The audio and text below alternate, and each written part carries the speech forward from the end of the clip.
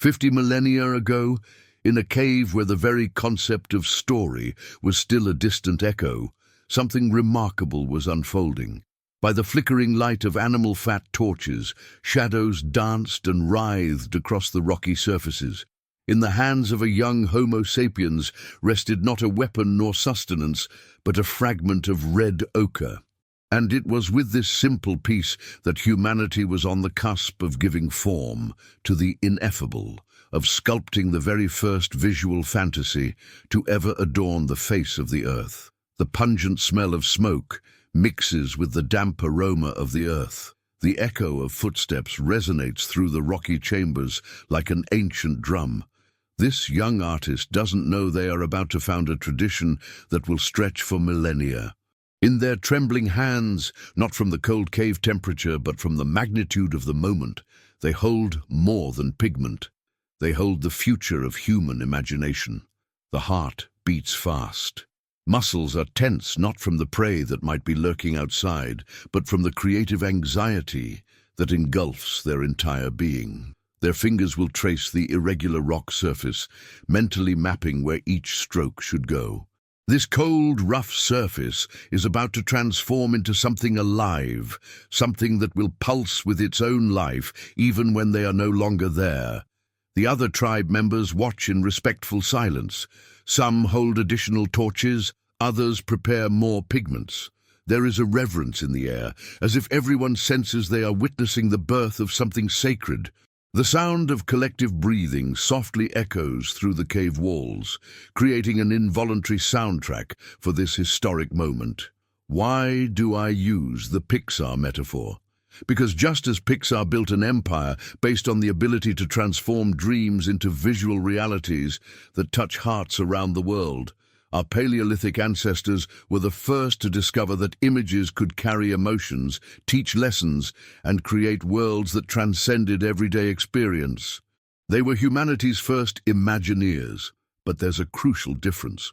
While Pixar created its magic for entertainment, our ancestors created theirs for survival. Every stroke on the rocky walls was a survival technology disguised as art. Every painted story was an instruction manual for future generations. At that moment, unknowingly, that young person was founding the Stone Age Pixar. But what led our ancestors to decorate the dark depths of the earth with images that transcended reality? And why were these first stories born precisely where sunlight never touched? The great mental revolution of humankind. Around 65,000 years ago, something extraordinary happened in the brains of the first Homo sapiens who left Africa. It wasn't just the ability to make tools. Neanderthals did that too. It wasn't just basic language. Other hominids probably communicated as well.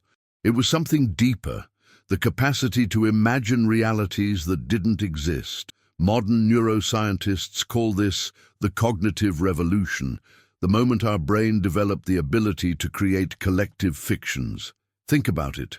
For the first time in the planet's history, a species could look at a blank wall and see a canvas waiting for a story. This revolution didn't happen overnight. It was a gradual process that fundamentally transformed how our species processed information. Neural connections reorganized, creating new pathways for abstract thought. The prefrontal cortex expanded its capacity to process hypothetical scenarios. Areas responsible for memory began to work in conjunction with creativity centers, allowing us not only to recall the past, but to reimagine it and project it into possible futures. Dr. Yuval Noah Harari, a historian specializing in cognitive evolution, explains that it was at this moment that we developed the capacity to believe in shared imaginary realities, what we now call culture, mythology, and art. But the process was even more complex.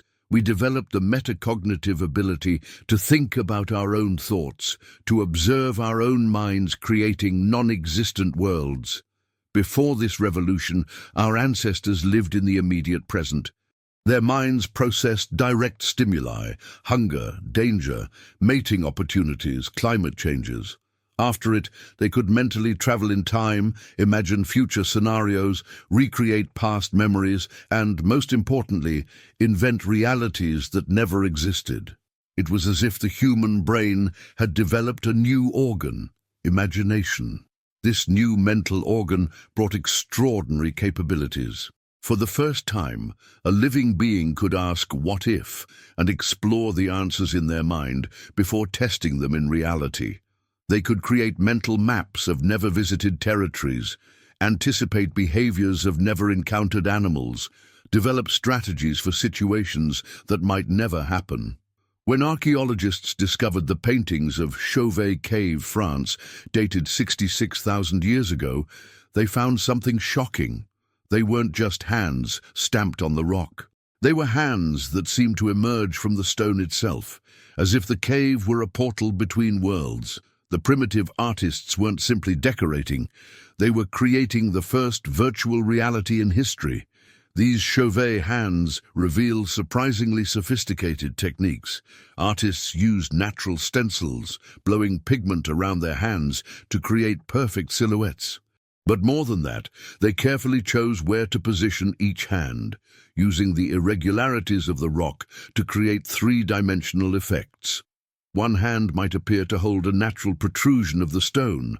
Another might emerge from a crack, as if pushing the wall from the inside out. The precision of these techniques suggests not only individual talent, but knowledge passed down through generations. There were clearly masters teaching apprentices, techniques being refined and perfected over time. The knowledge of how to prepare pigments, how to control breath to create different textures, how to use the rock's topography, all of this was preserved and passed on as a precious cultural heritage. Imagine the impact of that moment. For the first time, someone looked at a flat surface and said, "Here, I will create something that doesn't exist." It was the birth of the visual metaphor, the first step towards the abstraction that defines our humanity. Altamira, history's first animation studio, descend 20 meters below the surface into Altamira Cave, Spain, 17,000 years ago. The smell of torch smoke mixes with the damp chill of the limestone rock. A group of young hunters has just returned from an unsuccessful expedition. They brought no meat. But they brought something more valuable, a story. And that story would not just be told, it would be painted. The creative process in Altamira was ritualistic and complex, involving the entire community in a symphony of artistic cooperation. The artists didn't work alone. There was a clear division of labor that revealed an already surprisingly organized society. Some prepared the pigments, meticulously grinding iron oxides and mixing them with animal fat and saliva to create different textures and durability. Others kept the torches lit, controlling not only the lighting, but also the dramatic atmosphere necessary for artistic creation. Still others observed and suggested improvements, functioning as humanity's first art directors. There were artistic hierarchies, masters who dominated the most sophisticated techniques, apprentices who started with simple tasks like material preparation, and specialists in different aspects. Some were masters in depicting animals in motion. Others mastered light and shadow effects. It was a communal process that strengthened social bonds as much as it created art. Painting sessions became social events where knowledge was transmitted, where young people learned not only artistic techniques but cultural values, tribal stories, and codes of conduct. On the walls of Altamira, they didn't create simple drawings of animals. They created humanity's first narrative sequences. Observe the moving horses, the hunting scenes that flow like movie frames. There's even something archaeologists call the animation effect. When the torchlight flickers, the animals seem to run across the wall. The artists of Altamira mastered techniques that Walt Disney would only rediscover 17,000 years later. They understood that movement could be suggested through multiple superimposed images. A bison with 8 legs was not a mistake. It was frame-by-frame animation. When the torchlight danced across the wall, these frames succeeded each other, creating the perfect illusion of movement. The technical sophistication was impressive. They discovered that different speeds of light movement created different narrative rhythms. Slow, smooth torch movements made the animals appear to walk peacefully. Fast, abrupt movements created the illusion of running and chasing. They had intuitively discovered the basic principles of animation that Hollywood would only rediscover thousands of years later. Even more fascinating, they used the cave's own geography as part of the narrative. A circular chamber became an arena where animals ran in endless circles. A narrow passage transformed into a gorge where predators stalked prey. The entire cave was a three-dimensional book where each chamber told a different chapter of the great saga of survival. Recent analyses revealed that they even developed a primitive editing system. Certain paintings were deliberately superimposed over older ones, not due to lack of space, but to create specific narrative effects. It was as if they were creating visual flashbacks, where the present and past blended on the same surface. The acoustic secret of sacred caves. But why inside the caves? Recent studies in archaeological acoustics reveal a fascinating secret. The paintings are always located at points where the echo is most intense. Our ancestors discovered that certain subterranean chambers amplified voices and sounds in a magical way. Dr. Stephen Waller, a pioneer in the field of archaeoacoustics, mapped dozens of painted caves and discovered an impressive pattern. There is an almost perfect correlation between the acoustic quality of a chamber and the amount of rock art found in it. Chambers with 2 to 3 second echoes invariably contain the most elaborate paintings. His discoveries were even more specific. He demonstrated that male human voice frequencies between 85–180 Hz resonate perfectly in the most decorated chambers, while female frequencies 165–265 Hz amplify better in smaller, more intimate spaces.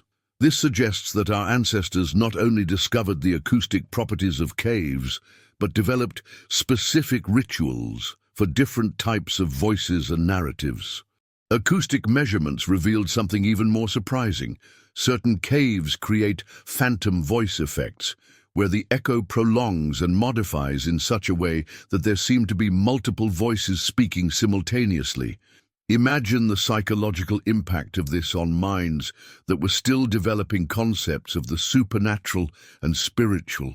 As French archaeologist Jean Clots, a world expert in rock art, said, decorated caves were sacred theaters where the visible and invisible met, where stories came to life through light and sound. But his research went beyond this poetic observation.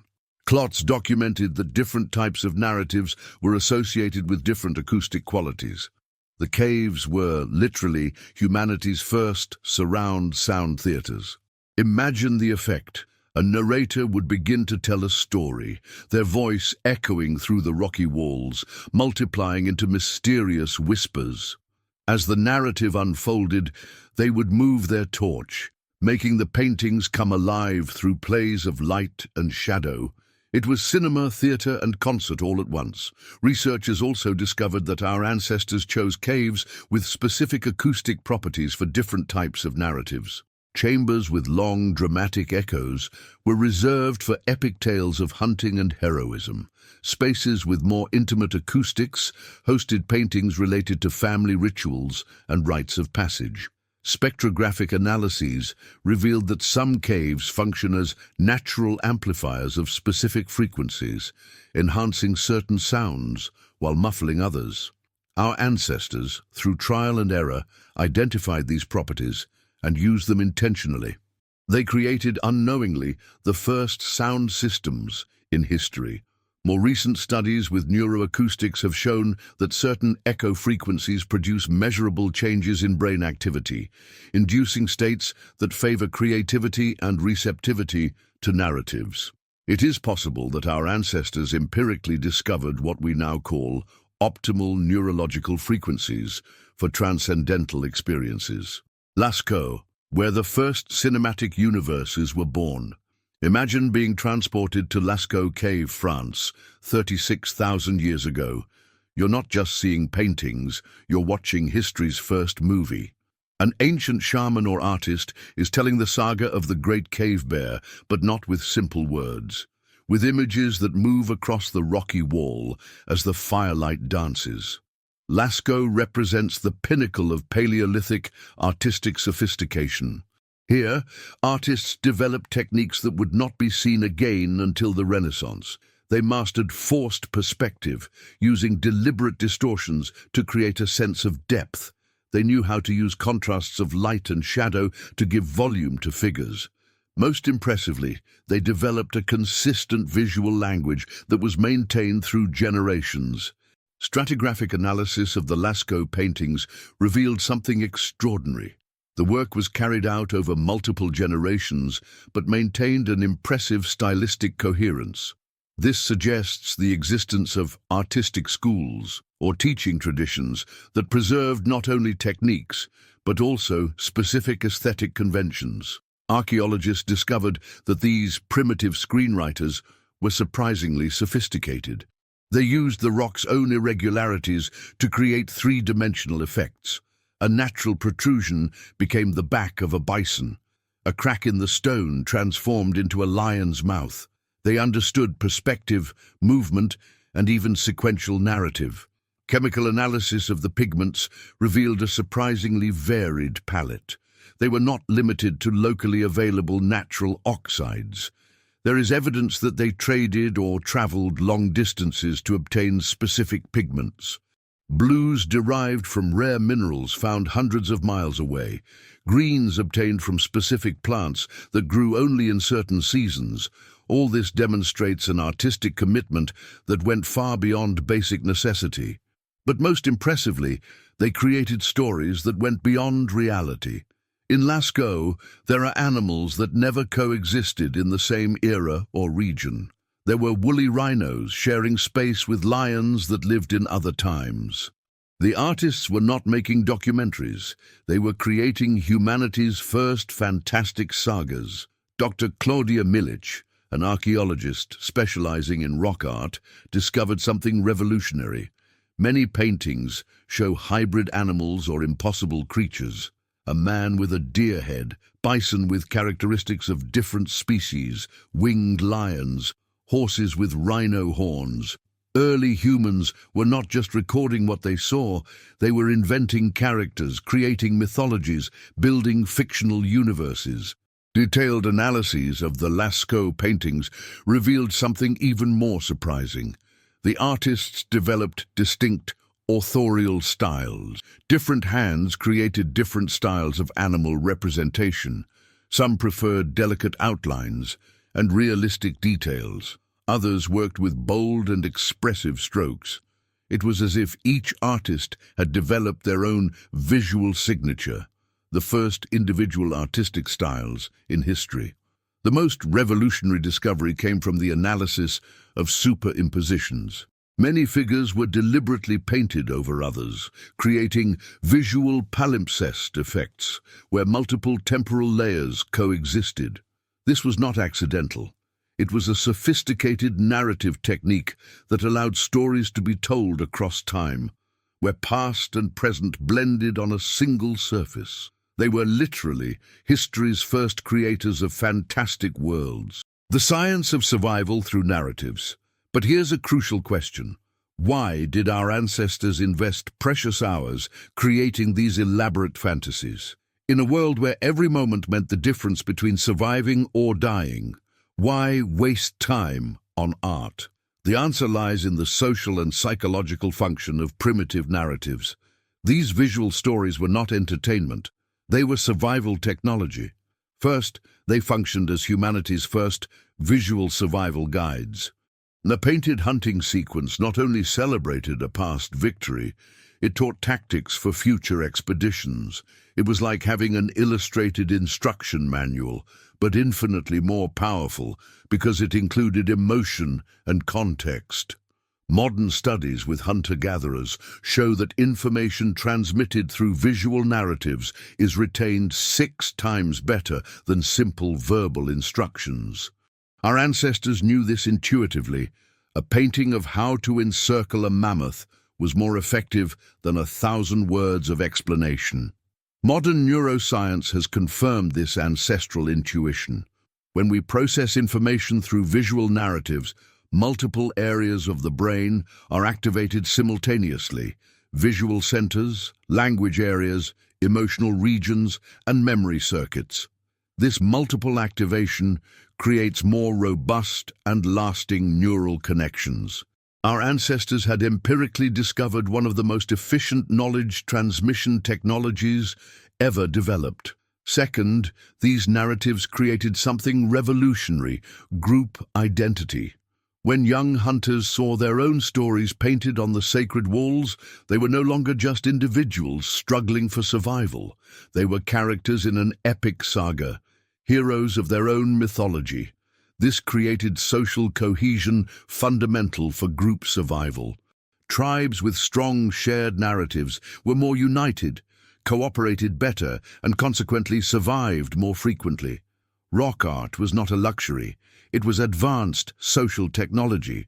Anthropological studies have shown that human groups with strong visual narrative traditions develop significantly higher levels of cooperation and altruism. The painted stories created what anthropologists call a social superorganism, a group that functions as a single coordinated entity, capable of facing challenges that isolated individuals could never overcome. And third, perhaps most importantly, these fantasies were humanity's first emotional healing tools. Studies with modern indigenous peoples show that telling visual stories helps process trauma, fears, and losses. Our ancestors were creating the first therapy sessions through art. Neuroscientist Dr. Helen Fisher discovered that when we process visual narratives, our brain releases oxytocin, the trust hormone, and natural endorphins. These rock paintings were literally humanity's first psychological pharmacies, offering relief from trauma in an era when violent death was routine. Recent research in neuropsychology has revealed that the experience of creating art in a group releases a specific combination of neurotransmitters that promotes psychological healing and strengthening of social bonds. Dopamine, pleasure; serotonin, well-being; oxytocin, trust; and endorphins, pain relief, are released simultaneously during collective artistic activities. Our ancestors had intuitively discovered one of the most powerful group therapies ever developed: history's first special effects. If you think special effects are a modern invention, prepare for a surprise. Artists from 30,000 years ago were true pioneers of visual illusion. In Lascaux Cave, France, archaeologists discovered one of the most sophisticated techniques of primitive art. Artists blew pigment through hollow bones to create airbrush effects. But it wasn't random paint. They created gradients and shading that made the animals appear three-dimensional. The primitive airbrush technique was surprisingly complex. Artists prepared specific pigment mixtures with different viscosities. Thicker pigments created defined lines, while more diluted mixtures produced soft shading effects. They mastered concepts of atmospheric perspective that Renaissance painters would only rediscover 30,000 years later. Microscopic analysis of spray patterns revealed that they used different types of bones for different effects. Thinner bird bones created precise lines. Larger mammal bones produced broader sprays for shading. Some bones were modified with specific carvings to control the flow and direction of the pigment. Even more impressive, they discovered animation. In Altamira, Spain, there are bisons painted with multiple legs in different positions. When observed in the light of moving torches, the animals appear to gallop across the wall. Archaeologists call this Paleolithic cinema, literally history's first animated cartoons, but it was more sophisticated than our modern animation. While we create movement through rapid succession of static images, they created movement through the dynamic interaction between light and form. Analysis of the movement sequences revealed that they understood sophisticated principles of kinetics. They knew exactly how many extra legs were needed to create the illusion of different movement speeds. They knew where to position each image so that the movement effect was most convincing. They had empirically discovered the principles of retinal persistence that underlie all modern animation. And there was more. They used psychoactive plants as part of the creative process. Chemical analyses of pigments revealed traces of hallucinogenic fungi mixed with the paints. Ancient artists entered altered states of consciousness to create their works, accessing visions that transcended everyday reality. Recent research with ethnobotanists revealed that our ancestors had impressive pharmacological knowledge. They knew exactly which plants produced specific visions, what dosage to use for different effects, and how to combine substances to increase creativity without compromising the motor coordination needed to paint. The use of psychoactives was not recreational, it was technological. Different plants were used for different types of artistic creation. Specific fungi increased visual perception and the ability to see complex patterns. Other plants intensified sensitivity to movements and rhythms. There were even combinations that increased teamwork capacity and group synchronization. The discovery of painting kits buried with human remains revealed that some individuals specialized in creating and administering these psychoactive mixtures.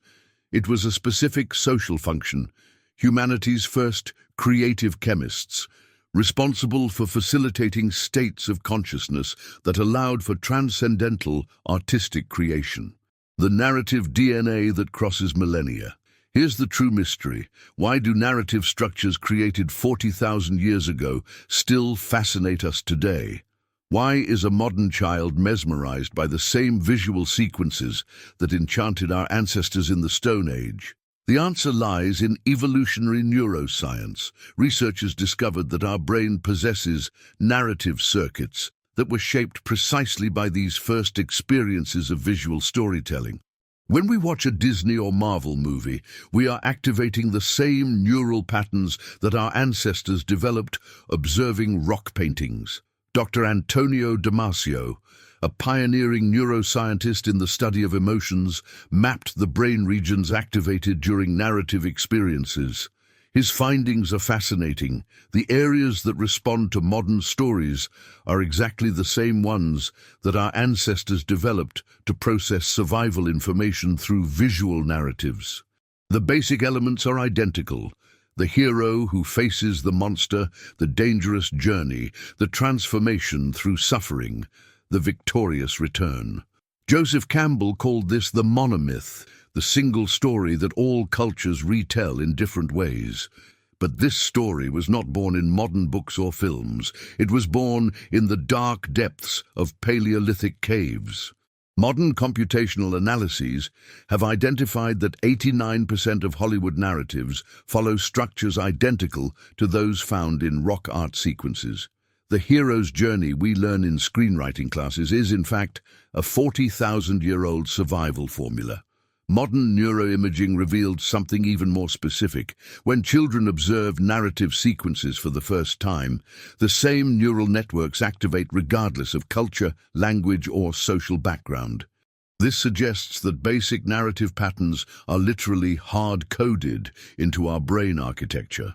Studies using functional magnetic resonance imaging have shown that stories following Paleolithic structures activate specific neurological cascades that promote learning, memory, and social cohesion. Our brain is literally programmed to respond to these ancient narrative patterns. Even more fascinating, the same techniques our ancestors used to create suspense through plays of light and shadow are used today by film directors. The use of dramatic contrasts, the building of tension through visual rhythm, the creation of empathy through facial expressions, all this was born in Paleolithic caves. Analysis of narrative structures across different cultures revealed that certain sequences of events appear universally. The call to adventure, the meeting with the mentor, the crossing of the threshold, the supreme ordeal, the reward, the road back. These sequences are not arbitrary conventions. They reflect fundamental neurological patterns shaped by millions of years of evolution and refined by tens of thousands of years of visual storytelling. Eternal Pixar. Connections between caves and pixels. When you watch the next movie, listen to a song that touches your soul, or are moved by a simple story, you're experiencing something that was born tens of thousands of years ago in the depths of the earth. You are directly connected to that young hunter who held the first piece of red ochre and decided to create something greater than reality. Paleolithic caves were humanity's first cinemas, first theaters, first art schools. But they were more than that. They were the laboratories where our species learned to transcend the present through imagination, where we discovered that we are the only species on the planet capable of creating realities that do not exist and making them more powerful than reality itself. Think about it.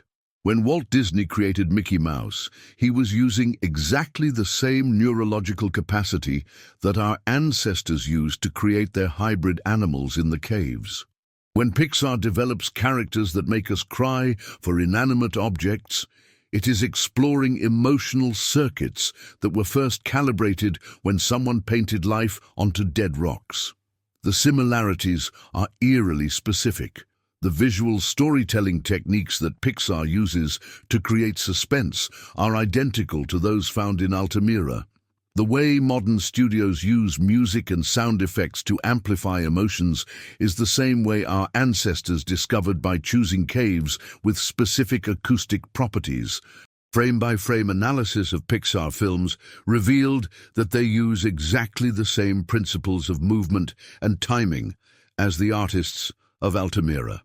The way Mickey Mouse moves is fundamentally identical to the way a Paleolithic bison galloped across the cave walls under flickering light. Neuroimaging studies have shown that watching animated films activates exactly the same neural networks that our ancestors activated when observing animated rock paintings.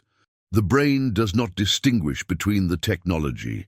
It responds to the fundamental narrative patterns that were established thousands of years ago. Today, when we create universes in CGI or virtual reality, when we tell stories that make us cry or dream, when we lose ourselves in fantasies that transform us, we are doing exactly what our ancestors did by the flickering light of torches. We are painting our own caves, only now they are made of pixels and light. The only difference is technology. The fundamental human need to create and consume narratives that transcend reality remains exactly the same. We continue to be that species that is not content with the world as it is, that needs to dream of worlds as they could be. When you enter a dark movie theater, you are literally re-entering the caves of your ancestors. The illuminated screen in the darkness is the cave wall. The loudspeakers recreate the echo of the underground chambers. The seats arranged in a semicircle reproduce the tribal organization around the sacred paintings. Cinema is high-tech cave art. The Stone Age Pixar never closed. It just changed address. If this journey through the origins of human imagination has made you rethink what it truly means to be human, like this video and subscribe to the channel. Because every time you choose a story instead of raw reality, you are honoring the first artist who decided that truth was not enough, and that our humanity resided in the ability to dream beyond what our eyes could see. And remember, the next time you get lost in a story, whether it's told through pixels on a screen or projected in a dark room, you are experiencing a 50,000-year-old technology. Our species' first and most powerful invention. The ability to transform imagination into shared reality, the magic that made us human.